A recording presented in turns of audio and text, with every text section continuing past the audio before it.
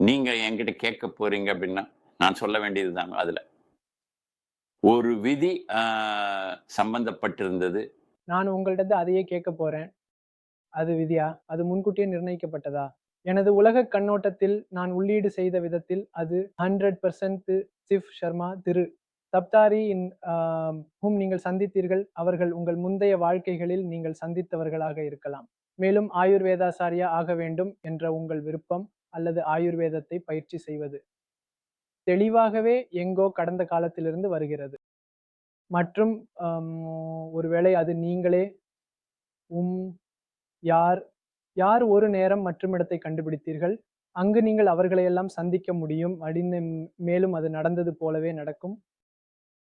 அது ஆ அது அதுதான் எனது மனதிலே நான் கண்டுபிடித்தது. அது ஒரே ஒரு தனிப்பட்ட ஆன்மா. தான் அனைத்தையும் சரியான நேரத்தில் செய்கிறது. அதையே நாங்கள் விதி என்று அழைக்கிறோம்.